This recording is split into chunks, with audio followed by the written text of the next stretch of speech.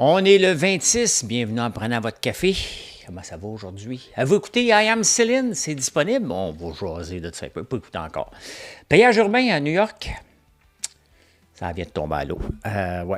Ouais. Les Canadiens, on est cheap. On est cheap sur le type, ça a l'air. Peut-être qu'on est intelligent. La fameuse transition d'énergie verte, je vais en parler. Le 26 juin 1981, les ventes de bière et de tabac, c'est pas les mêmes nouvelles économiques d'aujourd'hui. La croissance non inflationniste, ça veut dire quoi? On va jaser de ça.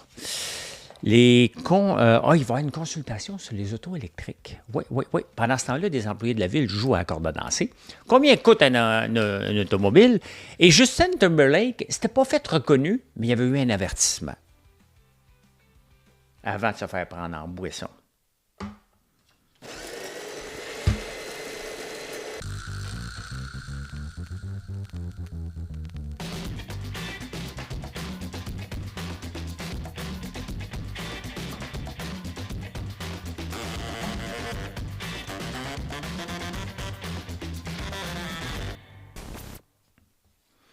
C'était fait avertir. On va choisir de ça. Ben,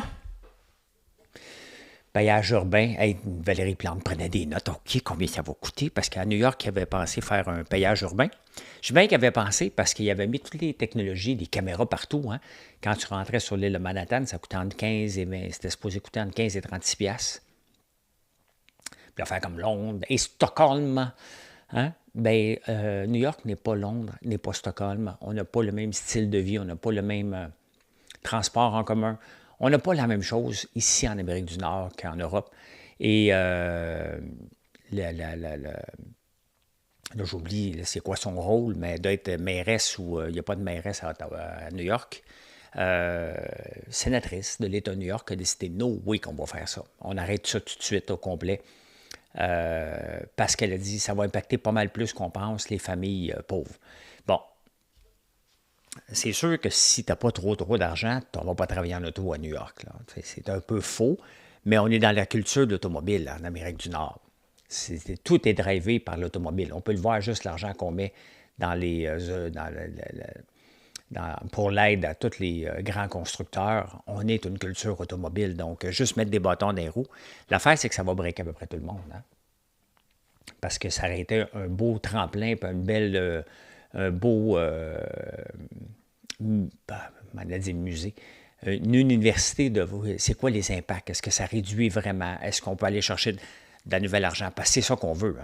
C'est ça qu'on veut. Il ne faut pas oublier que Valérie Plante est sur le comité C40 qui ne veut plus de maudit auto dans les villes à partir de 2030.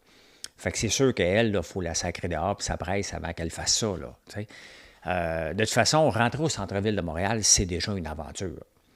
Donc, tu n'as pas besoin de mettre du payage, là. Elle a mis des cônes, elle. Donc, ça serait plus beau pour la ville s'il y avait du payage. Puis, je ne suis pas totalement contre. Mais il reste que la ville de Montréal, la ville de New York a dépensé 427 millions. Puis, elle dit que c'est retardé indéfiniment. On ne revient plus là-dessus. Donc, il y a des caméras partout. Pour rien. Des caméras qui auraient pris les numéros de plaque pour t'envoyer une petite facture. Êtes-vous cheap au restaurant, vous autres? Selon le logiciel Lightspeed, les Canadiens sont les plus cheap. L'affaire, c'est qu'il n'a pas donné d'autres comparaisons. Lightspeed, qui est une compagnie montréalaise, il n'a pas donné de comparaison par rapport aux autres pays, aux autres provinces. On ne sait pas si c'est le Québec qui est plus cheap ou pas cheap, mais c'est certain que sans être cheap, il reste que la réduflation, l'inflation. Ça coûte de plus en plus cher. Puis à un moment donné, tu te dis, ouais, mettons que tu achètes une bouteille de vin, là, c'est pas mon style pantoute, là. Moi, je fais comme tout le monde. Au restaurant, j'achète la deuxième bouteille. Pas la moins chère, la deuxième. Mais on se fait tout avoir en achetant la deuxième. Vous savez pourquoi? Parce que tout le monde le sait. C'est des études psychologiques, fait que personne ne va acheter la plus cheap.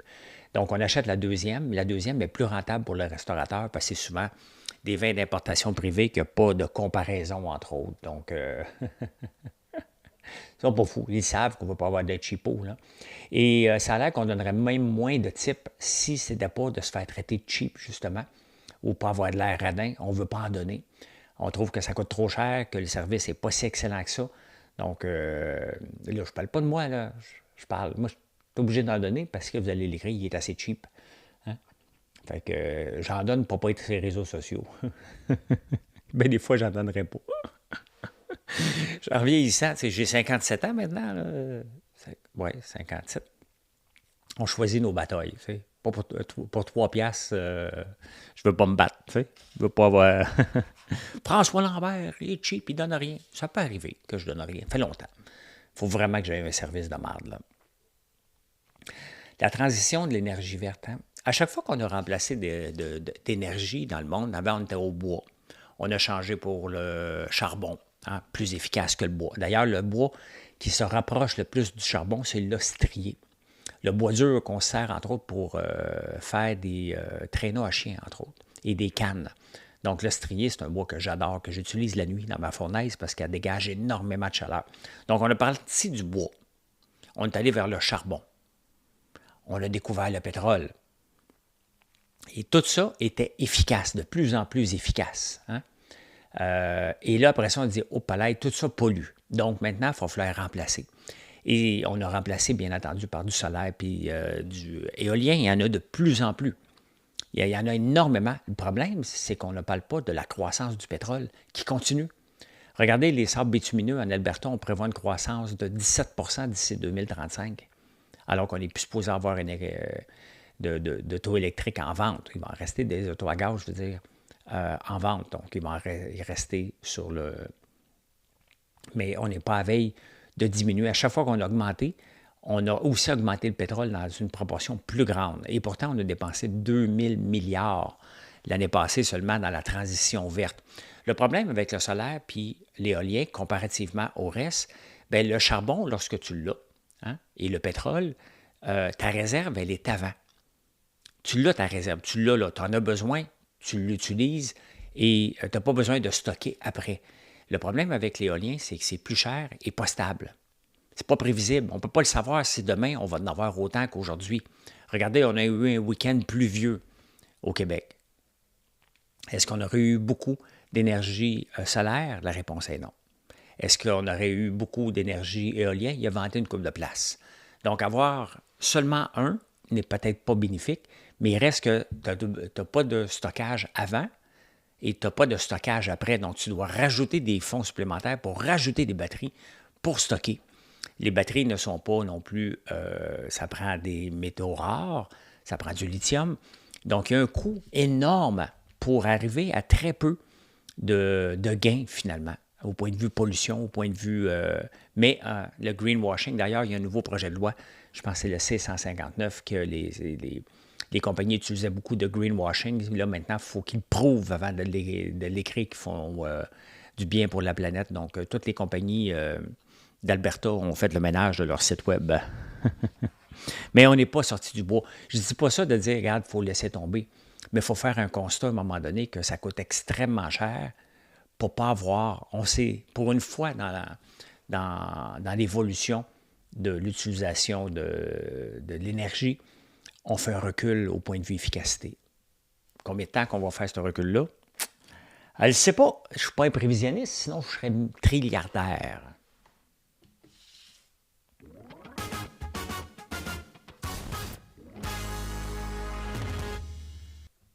Parce qu'il y a toujours des gens qui connaissent la réponse à tout. Moi, tu te le dis que ça va être comme ça. Tu l'avais dit. Mais si tu l'avais dit, investis, mon chum. Hein? Emprunte de l'argent à tout le monde, fais faire de l'argent à tout le monde. Tu n'as pas le droit. Là. Ça prend un permis de l'AMF. Merci, Sylvain. Moi, j'ai des recherchistes ici. Hein? Tout le temps. Il y a tout le temps quelqu'un qui m'envoie quelque chose que je puisse parler. Je n'ai pas montré la vidéo.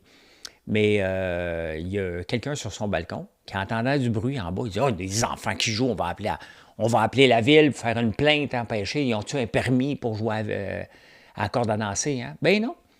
C'était des employés qui venaient de faire l'asphalte quelque part, qui ont installé une corde à danser puis se sont mis à jouer à la corde à danser. C'est cute, hein? Le problème, c'est qu'il y avait encore leur dossard de la ville, qui était encore en train de travailler quand ils ont fait ça. C'est cute. Mais tu sais, encore là, c'est un exemple de non-gestion, d'une gestion de laxisme, hein, que peu importe ce qu'ils vont faire, il n'y a rien qui va arriver.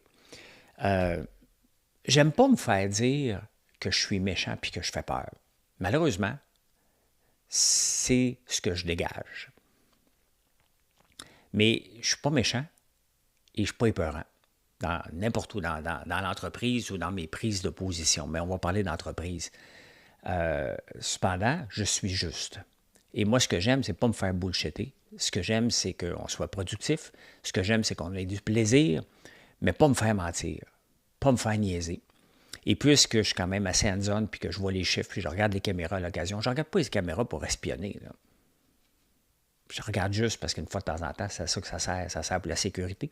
Mais ça sert à regarder est-ce qu'on travaille efficacement. Je ne suis pas toujours là. Et quand j'arrive, les gens ont peur parce que je vais leur demander des affaires. Ils savent que je vais surveiller. Ils savent que je peux arriver avec une barre de chocolat et la peser pour m'assurer qu'on est dans les normes. Donc, je ne suis pas fatigant. Je m'occupe de mon entreprise, tout simplement. Je m'en occupe. Puis j'engueule pas personne. Mais je sais que j'impose le respect, puis que ce respect-là peut avoir une certaine peur. C'est ce qu'il faudrait à la Ville de Montréal. Une certaine peur de dire, je vais marcher fesse serrée. C'est-tu vraiment nécessaire? Hein? Et c'est ça qui manque à la Ville. Ça n'arrivera jamais. Ça n'arrivera jamais. Ça fait longtemps. On n'a jamais eu une maire, malheureusement, qui imposait du respect. On ne respecte pas nos maires. Donc, il arrive ce qui arrive, tout simplement. Pendant ce temps-là, les contribuables payent. Il était quand même 7-8 employés, me semble. En tout cas, il y en avait une couple qui jouait à corde à danser, il y en avait une couple qui regardait, mais c'est normal, il faut qu'il y en ait qui regardent sur les chantiers. Hey, combien coûte un automobiliste? Mais ça coûte. Un automobiliste, vous n'allez pas être surpris, ça coûte plus cher à la société que quelqu'un qui marche. Grosse étude ici, là. Bon, l'automobiliste, le coût public, c'est 2595. Transport collectif, 2543. Coût social externe, moins 94. On va arrêter. Le coût social total. Un automobiliste coûte 9014. Transport collectif, 2449. Le vélo, moins 338. Et la marche, moins 28. Hey, écoute, là. On va s'entendre que quelqu'un qui marche ne coûte rien à la société. Là. Pas mal moins qu'un vélo. Il n'y a pas besoin de piste cyclable. Là. Il peut même marcher, même pas besoin de trottoir dans certaines villes. Il faut arrêter de capoter. Là. C'est sûr que l'automobiliste coûte. Hein? Mais sincèrement, c'est encore une autre affaire. Est-ce qu'on veut vraiment une ville sans auto? À un moment donné, il faut se déplacer, il faut aller faire l'épicerie. On n'est pas pris en cage. Là. Donc, oui, ça coûte cher, un automobile, mais ça rapporte énormément aussi. On ne parle pas le coût externe, sincèrement. Regardez juste les taxes que quelqu'un rapporte en automobiliste. Au total, les assurances, tout ce qu'il fait vivre, c'est complètement faux. Hein? Donc, c'est une étude du HEC de Montréal qui se tire dans le pied. C'est complètement stupide, cette affaire-là. Tu sais, quand tu veux faire prouver ton point, tu envoies des choses comme ça, mais il faut que tu regardes ce que ça rapporte, tout simplement. Là. Le coût public, c'est les dépenses gouvernementales en construction et entretien des infrastructures, déneigement, coût et fonctionnement du transport collectif. Est-ce qu'il y a du gaspillage là-dedans? Tu sais, on regarde le coût, là, mais le coût, il faut le regarder, moins le gaspillage de fonds publics. Hein? Je viens de parler des gens qui dansaient, là, qui accordent à danser. Mais dans ce coup-là, il faut que tu dises, s'il n'y avait pas eu de gaspillage, parce que s'il y a bien une place qui a bien du gaspillage, c'est dans la ville de Montréal et au gouvernement. Donc, il faut que tu en tiennes compte. Tu vas avoir une étude qui fait de l'allure. Tu ne peux pas tenir compte du gaspillage. Quoi d'autre aussi? Le coût social externe, coût des émissions de CO2, congestion, accident, emprise spatiale, bénéfices sur la santé. Bon. Ouais, c'est sûr que du gaz, du CO2, hein, c'est pas bon pour la santé. C'est sûr. Mais les poêles à bois dans le temps ne l'étaient pas non plus. Il y a toujours un coût à chaque année par rapport à ça, mais c'est des faux coûts. Ça ne coûte pas, on ne dépense pas 9014. Ça rapporte à un automobiliste probablement plus que ça en taxes, malheureusement plus d'automobilistes. Mais tu sais, quand on veut montrer un coût, puis surtout rentrer dans la tête des idéologistes environnementales, et je suis pour l'environnement. Je suis juste tanné des gens qui sont idéologues, qui regardent juste un côté de la médaille, qui ne regardent pas le coût, qui ne regardent pas le coût d'opportunité de faire mieux. Tu sais, on a besoin de sortir. Imaginez-vous, là, plus d'auto. Ça veut dire que les campagnes sont mortes. Bon, OK, ça vient d'arrêter. Là, on va arrêter de niaiser. Là. Ça veut dire que tous les chalets, là, puis tous ceux qui payent des gains en capital, c'est mort. Ça rapporte énormément avoir une auto, puis avoir un chalet, parce que c'est une maison secondaire. Ils payent du gain en capital. Il y a pas mal plus de choses avec une auto autre qu'une auto dans la ville, tout simplement. Est-ce qu'il faut diminuer? Bien, Il faut offrir une alternative. Offrir une alternative, c'est pas de mettre des bâtons dans les roues. Mettons, là, mettons que je m'en vais là. Mettons que ma blonde veut me tromper. Là. Sans l'enfermer dans la maison, qu'elle ne va pas me tromper. Ah, les chances qu'elle me trompe sont pas mal moins élevées. Mais il faut que j'aie des yeux sur elle 24 heures par jour. Donc, c'est ça un peu que la Ville de Montréal essaie de faire avec nous autres. Hein? Nous avoir à l'œil 24 heures par jour et dès qu'on fait, on fait quelque chose, il faut nous taxer pour nous pénaliser constamment. Ça ne marche pas, la pénalité. Ça ne marche pas. Il faut offrir des alternatives. C'est quoi mon alternative pour que ma blonde me trompe? C'est assez complexe, mais j'espère qu'elle ne me trompe pas. L'affaire, c'est qu'on ne le sait pas. Hein? Si tu te fais tromper, tu ne le sais pas. Mais non, j'ai confiance, sincèrement. À un moment donné, il faut établir un lien de confiance parce que sinon, c'est pas vivable. Ben, c'est ça que la Ville de Montréal fait avec nous autres. Hein? Elle ne nous fait pas confiance pantoute, donc c'est pas vivable. La CPDQ a des bureaux. La CPDQ, pour les intimes, c'est CPDQ. Pour les autres, c'est la Caisse de dépôt, c'est CDPQ, Caisse de dépôt et de placement du Québec. J'inverse tout le temps les... comme l'OCPM, hein, Office de consultation publique de Montréal, j'inverse tout le temps au PCM. Donc, c'est la CDPDQ, des bureaux à l'étranger. Oui, ça coûte 166 millions par année pour dénicher des entreprises. Hein? Tu sais, là, je ne veux pas en parler à tous les jours de la caisse de dépôt, là, mais c'est un endroit qui est mal géré. Là. Pour trouver des placements, on a des bureaux partout.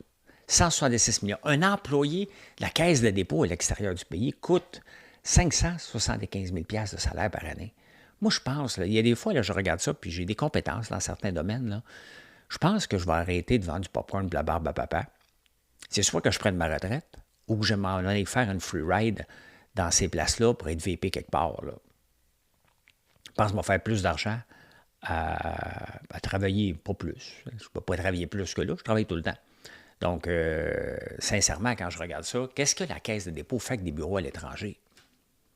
Au pire, tu déplaces des gens. Mettons, tu achètes une compagnie en Inde. Là. Tu veux déplacer des gens sur un conseil d'administration. Est-ce que tu as vraiment besoin d'un bureau? Tu sais, à un moment donné, il faut revoir. Il y a du gaspillage. Ça, c'est notre fonds, notre bas de laine. Hein? Notre bas de laine qui se donne des objectifs de 7 % par année. Ils font 7 points, ils se donnent des gros bonus. Pendant ce temps-là, le marché rapportait du 17 %. Ah, beaucoup grâce à NVIDIA, c'est bien évident, là. Mais quand même, hein?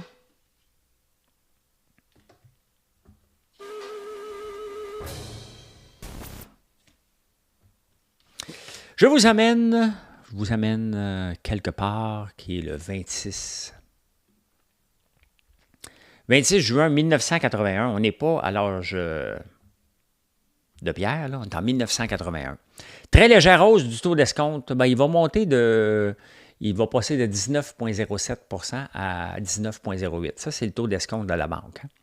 Donc, le dollar est à 83 cents dans ce temps-là. Donc, voilà. Imperial Tobacco, et des nouvelles, ça, c'est des nouvelles qu'on ne verra plus du tout, là. Imperial Tobacco, 47 % des cigarettes au Canada. C'est une statistique qu'on ne fait plus, hein, on était fiers. Hein? Donc, sur les raisons qui ont permis à l'entreprise d'avoir connu un grand succès. Cherche à réduire, c'était comme bien vu, hein, la vente de tabac. Il y avait aussi, tu sais, on regardait les nouvelles du temps 81, c'est pas vieux, là, j'étais en secondaire 3. Là. Le groupe Molson traverse une période difficile. On parle de cigarettes, on parle de Seagram, hein, toutes les vieilles entreprises. Et on était très fiers de dire, quelqu'un avec une canette de bière de la BAT 50, qu'on ne voit plus non plus, hein, on n'a plus le droit de montrer ça, 3,4 millions de litres de bière. On était bien fiers de dire combien qu'on buvait de bière pendant la Saint-Jean. Quand même, hein? Quoi d'autre? Le groupe Aigbel, c'est qui ça? Les actions ici, que les droits d'exploration Aigbel sont inscrites à la bourse de Montréal. Il y avait la bourse de Montréal dans le temps, hein, qu'on a perdu. Pour la bourse de Toronto. On n'avait plus on était vraiment un petit choix. Dire que Montréal a déjà été la plaque tournante, hein, au Canada. Il faut regarder aussi pourquoi on l'a perdu. Qu'est-ce qu'on a fait pour ne pas investir dans notre économie pour devenir une plaque tournante? Montréal aurait dû être vu comme Toronto, comme Londres même, hein? Même Paris. Même, pas New York, on s'entend, là, New York, c'est le centre du monde, mais quand même, on aurait pu devenir une place de choix. On a manqué de vision, tout simplement.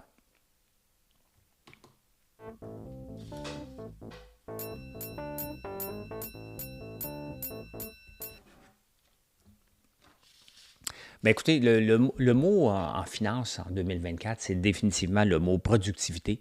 Dès que le président de la Banque du Canada fait une allocution, il en parle. Parce que pourquoi? C'est une mesure non inflationniste. Et augmenter la productivité. Le problème, c'est que les syndicats, pourquoi on n'est pas productif? Ça va nous tuer de ne pas être productif au point de vue investissement. Les entreprises ne viendront pas ici. Le mot s'est passé, on n'est pas productif. Donc, les syndicats veulent tirer la couverte toujours de leur bord. Hey, tu veux me faire travailler plus, pour m'en donner moins, tu vas m'en donner moins. Augmenter la productivité ne veut pas dire non plus de fouetter les gens. C'est de revoir la façon. Je vais vous donner un exemple dans ce que je connais. Si je fais des gaufres dans une cuisine, puis que ma réserve de farine est dans l'autre cuisine, puis je vais chercher un pot d'1 litre à la fois pour la farine. Je dis, j'en ai besoin de 2. On s'entend que, là, je donne un exemple extrême. Mais cet exemple-là montre que je perds de la productivité en n'ayant pas la poche de farine à côté de où je fais la cuisine. Vous riez, mais c'est comme ça dans plusieurs endroits. Quand j'augmente la productivité dans mon entreprise, mon but, c'est justement de ne pas monter les prix, pas de fouetter les employés, de revoir ce qu'on fait, comment on peut le faire pour être plus efficace. Et ça, c'est un travail journalier. Ce n'est pas un travail, OK, on va essayer d'augmenter la productivité. C'est journalier, mais ça doit venir à tous les niveaux de paliers de gouvernement. Ça doit venir, mais imaginez-vous qu'un gouvernement qui va dire en ce moment, il faut augmenter la productivité. C'est pas payant. C'est pas payant. Les syndicats vont sortir contre eux autres et un gouvernement a besoin des syndicats pour se faire aider. Donc, personne n'ose toucher à ça, à part le président de la Banque du Canada qui fait toujours son watchdog pour dire qu'il faut améliorer. Donc, voyez mon exemple de farine. Là. Repensez dans ce que vous faites dans votre entreprise. Repensez à, c'était-tu le docteur Bolduc, oui, qui voulait mettre la méthode Toyota dans les urgences, puis il avait fait le tour pour que les gens marchent moins, que les gens fassent moins. Donc, tout ça, c'était pour augmenter la productivité. Ça n'a pas marché. Il n'était pas le bon joueur pour le mettre en place, là. Mais c'est ça. Quand on veut augmenter la productivité, c'est de revoir la façon de faire, en avoir plus pour votre argent. Puis regardez Airbus, pendant que je suis là, on va parler de nouvelles qui ont rapport avec la productivité, justement. Airbus a annoncé un avertissement que ses résultats financiers n'étaient pas pour être au rendez-vous. À cause de la productivité, tout simplement. On Production Challenge, il devait produire 800 avions, il en a produit 770. Et je vous en parle parce qu'Airbus, c'est à Mirabel, hein, la C-série, qu'on appelle l'Airbus 220, maintenant, c'est là. Et ça fait des années qu'ils parlent d'augmenter la productivité des employés, augmenter la production. Et ils ont demandé aux employés de rentrer la fin de semaine, presque avoir du temps obligatoire. Il était payé, bien entendu, c'était pas de l'esclavage. Là. Puis le syndicat dit non. Bien, regardez ce que ça donne au point de vue rendement boursier, une débarque de 12 C'est énorme, le 12 là. Très, très, très énorme. Et c'est un challenge de productivité. Il faut qu'ils augmentent la productivité. Et ils n'ont pas l'aide des syndicats, alors que les syndicats devraient aider, comprendre qu'on se tire dans le pied. Si l'usine de Mirabel, là, c'est la plupart des usines dans le monde, c'est pas juste Mirabel, mais si on traîne la patte au point de vue productivité, ils vont déplacer vers l'Alabama. Si ce n'est pas assez bon, ils vont ouvrir un autre centre au Mexique. Faites-vous-en pas. Ils vont leur résoudre le problème de productivité. Bien, le problème de productivité, c'est un challenge qu'il faut prendre au sérieux et revoir. On n'a pas besoin de l'aide du gouvernement pour ça. On veut juste avoir la paix. Donc, en ne nous aidant pas, il va nous aider, le gouvernement, parce que dès que le gouvernement veut nous aider à régler ces problèmes-là, il va juste mettre des nouvelles règles qui vont empêcher, qui vont être encore plus compliquées. Il va y avoir une consultation sur les autos électriques. On est hypocrite en tabarnouche. Hein? Et encore là, ça fait 2 fois une semaine que je dis que Pierre Poilievre manque son coup. Il a manqué son coup dans le Gaz Capital, il le fait de façon sur le bout des lèvres, alors que c'est le seul qui est pour le libre marché. Bien, le Gaz Capital, il aurait dû mettre son pied à terre, il a voté contre, mais sur le bout des lèvres. Et là, sur les tarifs électriques, il ne dit pas un mot non plus. Sur les tarifs qu'on va mettre sur les compagnies chinoises, il ne dit pas un mot du tout, du tout, du tout encore. Il manque son coup, là. Il manque des opportunités de mettre son pied à terre, de dire non, il n'ira pas là, parce qu'il va avoir des conséquences. Il a peur. Je pensais que c'était un politicien avec de la rage, avec un bulldog. Mais non, il devient politicien maintenant qu'il sait qu'il a une chance de se faire élire. Tant qu'il n'y avait pas de chance de se faire élire, il était bulldog. Là, maintenant, il devient opportuniste et ça me tape ses nerfs, ce genre de politicien comme ça. Pourquoi on se tire dans le pied dans les tarifs d'auto électriques contre la Chine? Pour comprendre le problème, comprendre qu'on se tire dans le pied, il faut regarder ce qui s'est passé avec l'invasion japonaise, les Datsun, Suzuki. Écoute, j'en oublie déjà, là. Toyota, bien entendu. Quand ils sont venus s'installer ici, dans le temps que le taux, en 1979-80, dans ces années-là, alors que la crise du pétrole et les taux d'intérêt étaient élevés, on a mis des tarifs. Donc, qu'est-ce qu'ils ont fait? Ils sont venus s'installer ici. Bravo, on a gagné. Ils ont dit, OK, parfait. Il n'y avait pas d'accord de libre-échange dans ce temps-là. Là, si le Canada, puis regarde, ils vont utiliser ils vont faire des consultations. Donc, ils vont aller voir tous les syndicats. Êtes-vous pour ou contre qu'on mette des tarifs pour protéger vos jobs? T'sais, ils vont poser la question, c'est à peu près comme ça. Tout le monde va dire, bien, écoute, c'est sûr, il faut protéger nos jobs. Le gouvernement n'est pas fou, il a mis des milliards sur la table pour créer une industrie de l'automobile électrique, plus de protéger les jobs actuels dans la construction, surtout dans le coin de Windsor. Et on permet encore des pubs sur des gros VUS. Donc, le gouvernement protège cette industrie-là sans le dire qu'elle protège. Hein? Donc, il la protège énormément. Donc, si on met des tarifs électriques ici, est-ce que mettons les Chinois, ils vont rentrer ici, là? Faites-vous-en pas. On va voir des autos chinoises sur nos routes d'ici 10 ans. C'est une évidence même. Mais comment ils vont s'y prendre? Le taux de productivité ici est très faible. Ils ne viendront pas ici. Ben non. S'il y a quelque chose qu'il faut souligner de la part des Chinois, c'est qu'ils sont extrêmement productifs. Au détriment de leur santé, là. C'est presque de l'esclavage, mais ils sont productifs, d'une autre façon. Donc, ils vont aller où ça coûte moins cher? Où ça coûte moins cher? Au Mexique. Mexique, Canada, US ont un accord de libre-échange, donc les autos chinoises vont rentrer par le fait même qui va gagner le Mexique. Après ça, pour ne pas déplaire aux États-Unis, ils vont aller s'installer aussi aux États-Unis. Est-ce qu'ils vont venir au Canada? Quel est l'avantage? Les salaires coûtent plus cher que dans les deux autres endroits. On est moins productif en plus, puis on est un petit joueur. Fait que le fait qu'on va mettre des tarifs, on va juste payer le prix, puis on va perdre. On va perdre. On ne gagnera pas de job comme on a gagné dans le temps de l'invasion japonaise, des autos japonaises, et on va avoir des tarifs contre. La Chine, elle ne dira pas, OK, ben c'est parfait, c'est correct, on accepte. Ben non, ils vont trouver une place où ils peuvent taper. Ça va être le porc, l'aluminium, ça va être quelque part, mais on va se faire taper dessus, c'est bien évident, là. Donc,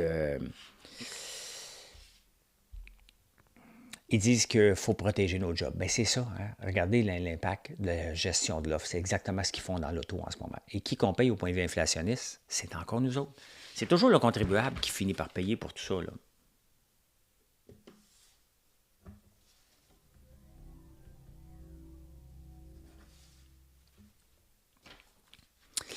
Justin Timberlake s'est fait arrêter dernièrement pour alcool au volant. Hein?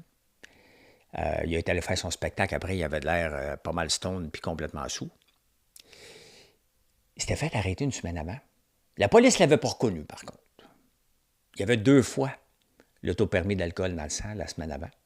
Et la police il avait juste donné un avertissement parce qu'il causait. C'était pas un danger public. Il me semble que tu n'as pas reconnu quelqu'un qui a 2 fois la quantité d'alcool dans le sang. Tu le laisses passer parce que tu nous dis que tu n'as pas reconnu que c'était Justin Timberlake. Voyons donc. Hein? Quelle stupidité. Quelle stupidité. Êtes-vous un dinkwad, vous autres? Hein? Dual income, no kids with a dog. Donc, 2 salaires, pas d'enfants, avec un chien. Mais ça représente maintenant 15% des couples qui habitent ensemble. Parce qu'il y a aussi des couples qui n'habitent pas ensemble, dont je fais partie. Mais dual income, no kids with a dog. 15% des gens. Donc, c'est une manne. Ces gens-là ont de l'argent et les marchés. Pourquoi qu'on sort des mots comme ça puis on s'intéresse? Bien, parce que c'est les grandes compagnies de marketing qui disent OK, mais il faut partir après ces gens-là. Ils ont de l'argent puis ils ont un chien. Fait que, ah ouais. C'est pour ça que les vétérinaires font du cash en tabarnouche. C'est ce que je voulais faire au début, moi, vétérinaire. Ouais. J'ai changé de. Je vous expliquerai. Ceux qui le savent pourquoi je ne suis pas devenu vétérinaire. D'autres, je vais vous l'expliquer à un moment donné. Et finalement, I Am Céline est disponible depuis le 25 à minuit. Hein? La minute que vous avez commencé à me dire que c'était ma fête, parce que c'était hier. Donc, Céline était disponible. Je vais l'écouter. Ben oui, je vais l'écouter, c'est bien évident. Là. Même si on sait à peu près tout, parce qu'on a eu tellement une grande campagne de promotion par Prime avant. Je vais l'écouter. J'espère que vous allez l'écouter. C'est notre Céline à nous autres. Hein? Et je peux dire ceci pendant ce temps-là. Merci d'être là. Je vous souhaite une excellente journée. Venez nous voir sur françoislambert.one.